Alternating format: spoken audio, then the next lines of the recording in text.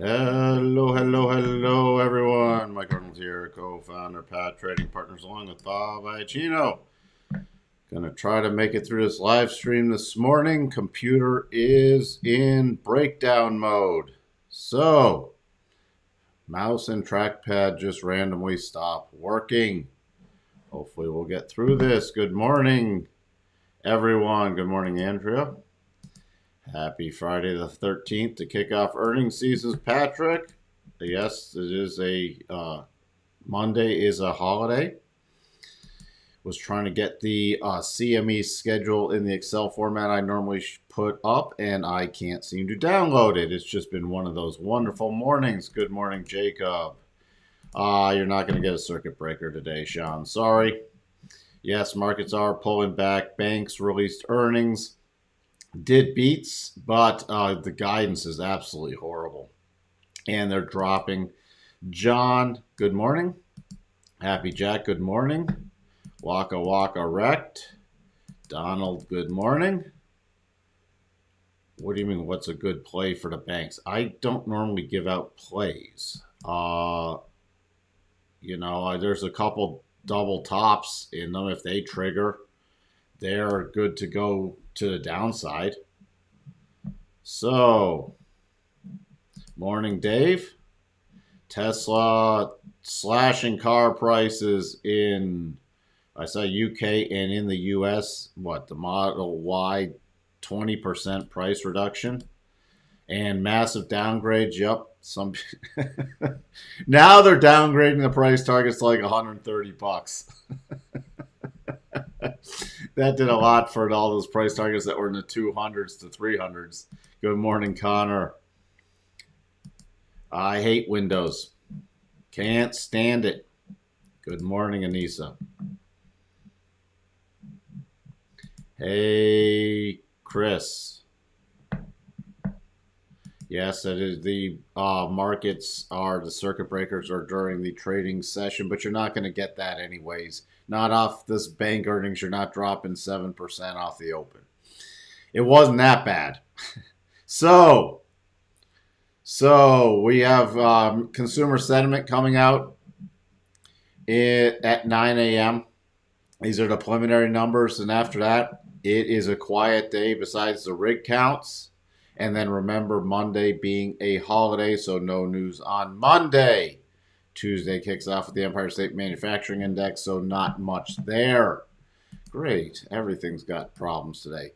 Pretty down market. Tesla down 6%. Apple down 1. You can see Wells Fargo down close to 4. JP Morgan down 2.5. Bank of America down 174. UPS down 131.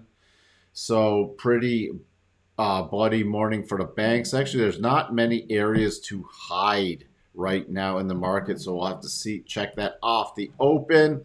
Consumer cyclical, technology and consumer communication services taking it in the shorts. Fed watch tool at 95% or 94% for that 25 basis points. This will drop out of greed today on the open, but we will see where it closes. As you should know, we talked about it. Lots of earnings season kickoff today. Bank of America, JP Morgan, Citi, Wells, BlackRock. I looked at United Health, which was a slight gap down. Did not check out Delta. I will have to do that after the opening quiets down. See pretty big drop after holding. I guess all those 4,000 strike puts are going to probably get obliterated. We'll see. You can still have a tractor magnet there after we hit that 200. Remember, we have not broken key support. We haven't even broken yesterday's low yet. So, key support still coming back at this 3,900 range. So that's the key level I'm watching for. Early support is about 39.35 back into the daily rotation zone. Prior to that, I am focusing on yesterday's low. No, we do not have a double top, but yesterday's low. You have two little segments based off the 4 hour. The first segment, if we break that, is down to about 39.40. And the next key clear path Really, you have this extended candle right there, so I'm still focusing on about, I'll just use that 39.14 level, which was a key resistance becoming support before. Remember, you can fine tune a target area. Those are my target areas to the upside. If we get that bounce in the open right now, the minor area I'm watching is about this 39.70. Above 39.70, then I am targeting, if we do have a little bigger bounce back, then I'm targeting 39.92. Those are my short-term levels. But right now, we'll have to see with the open. There is a clear path going higher from the bank earning releases. So if it gets any stability in the open and we still get that tractor beam, possibly closer back to 4,000, those are the levels I'm watching the upside above 39.70, then majors 39.92.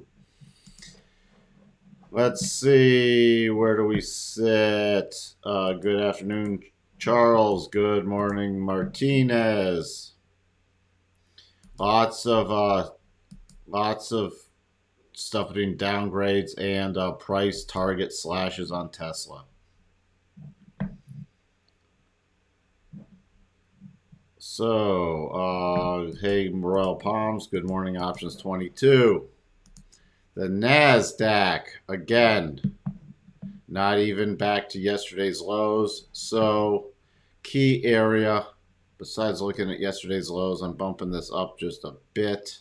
About 11,334 to 11,300 is the key support zone.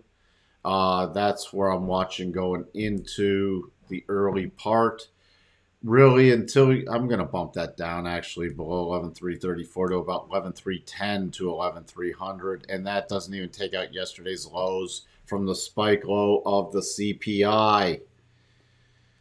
Then you have little mini clear path moves, but the next major target is about 11,182 to 11,200. Resistance. Come on. Resistance is about 11,480 on any rally. And this does not take off the final target yet on that double. So, not even returning to the rotation zone. We have a lot of damage to, a lot of support to get through, and there's no fantastic topping pattern. Now, cycles are at a daily top, so I'm going to be starting to watch, especially kicking into next week, for a bigger rollover play. Oh, technology. Key level on the spiders is between yesterday's low coming in at 392.42 and the gap open price coming in at 392.23. If we take those out, then in the short term, I'm targeting the gap fill potentially to 390.58. Other than that, there's 393.27 right now. 393 about 60 will be minor resistance. And then more substantial resistance is about 394.90 right in here. Right in there, and then we do have the gap fill. So, by the way, on that daily, yesterday's close was 396.96. The 62.5 was 397.10. No close above the 62.5 on the spiders yet, and did reconnect with the 200. The Qs, still also a bunch of things got between that 50 and 62.5 rollover area, which I'm sure everybody noticed. On the Qs, flip this around. Shoot. Mouse crap. Come on. Jeez. I'm going to throw computers out the window. The Qs, the major support is about 275. 275. Below that, yesterday's spike lows of 273.76, and then the gap fill to 272.92. To the upside, the major resistance is coming in about 277.64. That's where we sit with those. The Dow,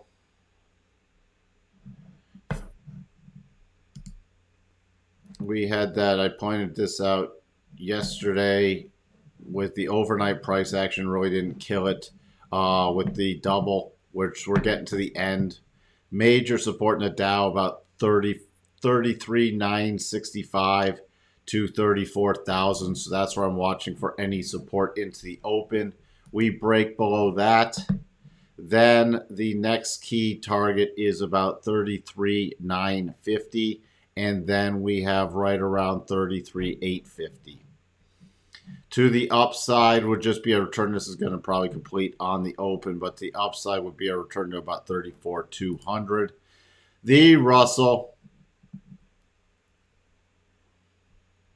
with the little mini double, which is done. So the next key support on the Russell is not coming back down until about 1857. Key resistance coming in at 1881. The DAX, watching for the break, especially next week below the rotation zone, which is about 15,100. DAX pretty quiet today. The notes, we do have a little potential topping pattern right here. That's been triggered on the 1 hour. So those are the targets I'm utilizing to the downside unless this rips up and stops out the pattern at the open. But 114.27, 114.23.5, 114.20.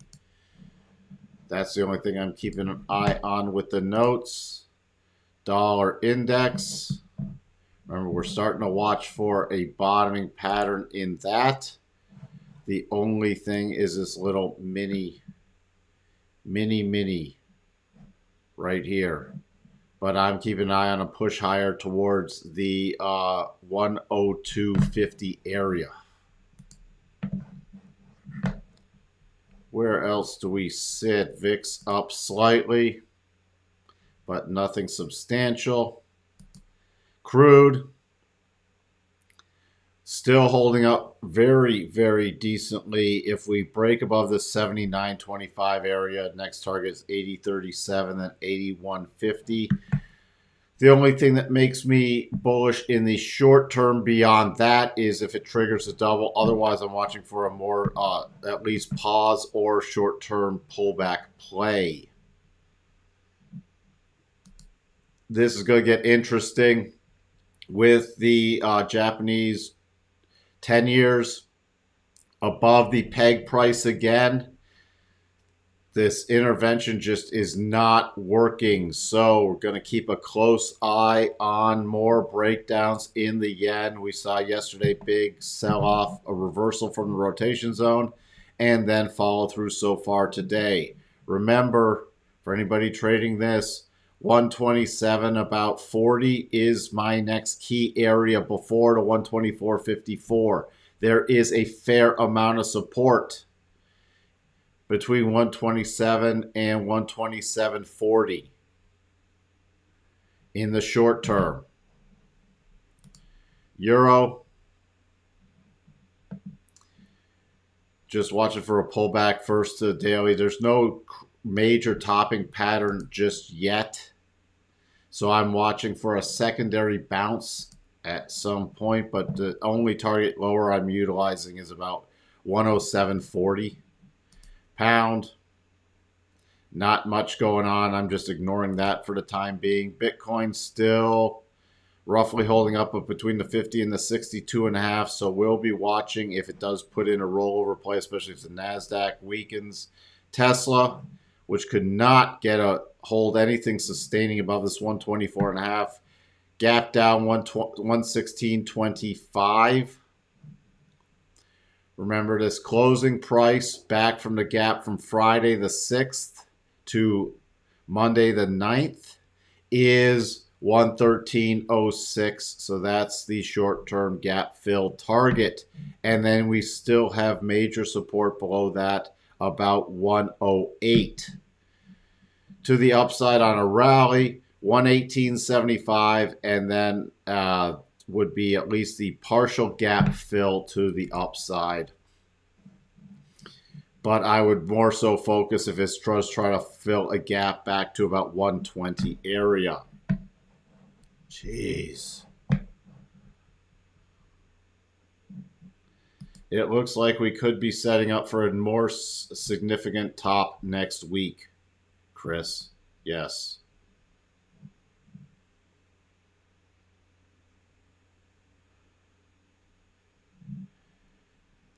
Oversold is not an entry strategy. Remember, oversold can become more oversold, overbought can become more overbought. It's something to notice, so you keep it in mind. I like to especially use it for more profit taking. But just because something's oversold, you do not just randomly buy it. You wait for some kind of setup or pattern.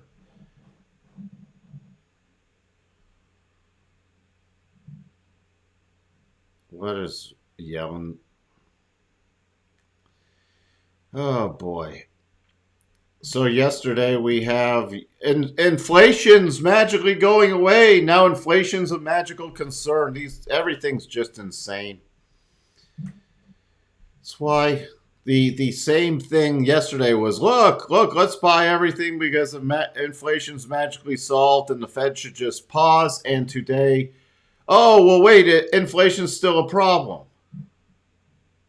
Great, more buybacks. They don't have anything better to do with their money. You're welcome, Chris. NASDAQ. Well, again, wait for a pattern. Yeah, I have nothing else to say. Yeah, it's at support, but do we have a pattern? Maybe. Not strong yet. You know, something gets back above about 11,424 and can hold that level. You could see a little bounce back, but this is not a strong, it's just a short-term pattern going into the open. You could see, I think we'll see some pretty decent selling going into the open. This is just at some minor support from yesterday. Not even major. So it's just, hey, rush in and buy it, we're at support. No, that's not a valid trading strategy in my book. Some people it might be. It's not for me.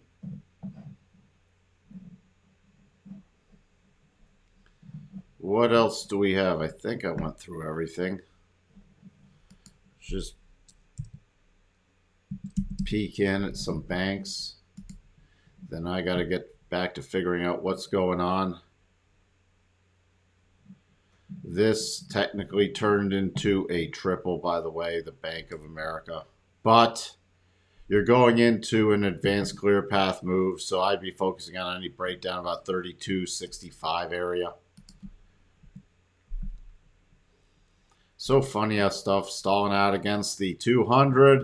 Uh-oh, bad earnings. Going to probably break a key support right there. But we shall see. Citigroup's one of the ones holding up better, so that's not the ones I'd be looking at first for a short because it's trading still above the 200. Wells Fargo is the more disaster, already filling these gaps. 41.29, 41.32, so filling gaps with a gap. That was my go-to to look for the shorts, but based off this pre-market, I'll be having to watch for some kind of bounce play into the next few days before another rollover play. What is the garbage BlackRock doing? By the way, BlackRock has a weekly potential double setup. That's what I'm paying in term. That's not going to probably trigger today, but I'm paying attention to the low of 683.92 if that does trigger. On non-bank related, we had United Health, which did beat. I did not see anything with their guidance, though. I did not have a chance to look into it yet, but that's a gap down. And also remember, it did close the other day below 62.5. So overall, I'm still targeting lower price action on a rollover play in United Health, especially if it starts breaking below 485.34. We got a clear path move coming down. We closed below 62.5, so 475.56 could easily be stop reduction. And then we have a gap down here and watching for a rollover play for the next few weeks, potentially back to this somewhere between 449 and 462. This is not a double anymore, by the way. You can clearly see it's a triple, and this is not a double, and this is not a double. So that's where we sit going into the open. I will hopefully be back after the close for a quick live stream today, given technology is working, and I will see everyone then. We'll have to do it after the close today. So, you're welcome, Charles. Why do I call, what did I call? I don't remember what I called garbage. There's a lot of garbage. By the way, for all the morons that went into Carvana with now the Tesla price cuts, this is the Carvana's like holding an inventory of over 700 Teslas. This is going to be brutal on Carvana. It's just going to keep going towards their demise. But hope everyone got out with their fun gains yesterday. Okay. I shall talk to everyone later. Trade well. You're welcome, Anissa. Trade well, everyone. See you after the close, hopefully. Bye for now.